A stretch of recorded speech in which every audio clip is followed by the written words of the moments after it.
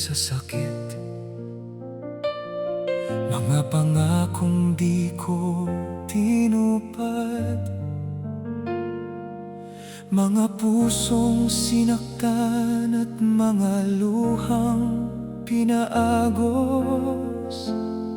Sa huli, ako na lamang ang naiwan,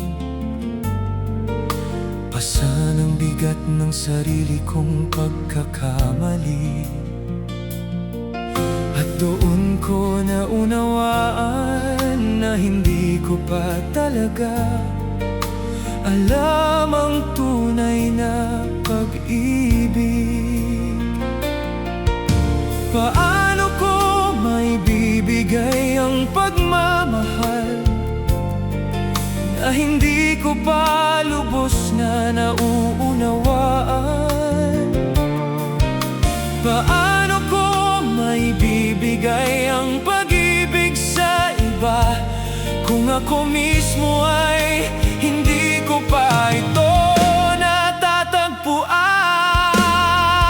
At pagkatapos ay dumating ka, Christine, sa gumuong buhay ko.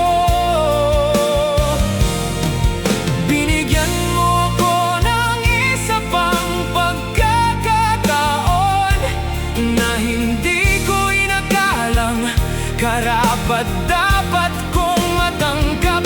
Hindi lang para magmahal, kundi para patunayang kaya kong magmahal ng totoo.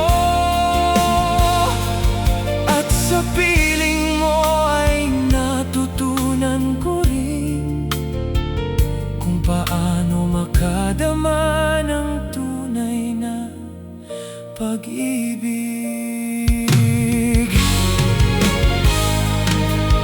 Nakita ko ang bawat luhang pumatak, nakita ko ang pangungulila at lungkot.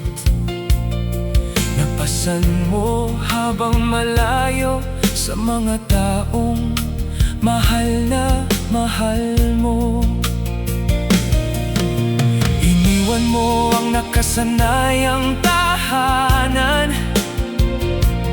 at tinilaan mo ang marami para sa atin, upang bumuo ng bagong buhay na puno ng pag-asa. Kasama ako sa bawat hakbang. Naniwala ka sa akin nung hindi ako makapaniwala sa sarili kong kakayahang magmahal. At sa pagmamahal mo, natagpuan ko ang lakas upang baguhin ang aking pagkatao. Binigyan mo ako ng isa pang pagkakataon upang magsimula at bumangon muli. Hindi lang para magmahal, kundi para matagpuan ang katuwiran mula sa aking kaibuturan. Karapat dapat din pala akong mahalin at tanggapin ng buong puso. At sa bawat araw ay mas pinipili kitang mahalin ng buong buo. Magmahal ng walang takot at manatili sa bawat panahon ng buhay. Humawak sa iyong kamay sa gitna ng unos at sa mga tagumpay. Pahalagahan ang bawat sandaling magkasama at bawat pangarap na bubuuin.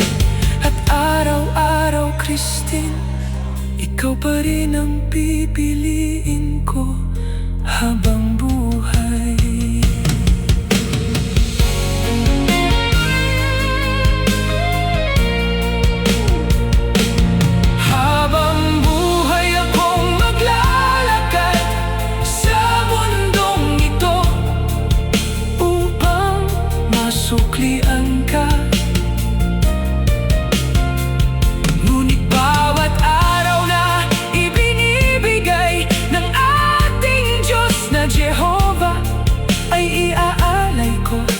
pagmamahal sa'yo.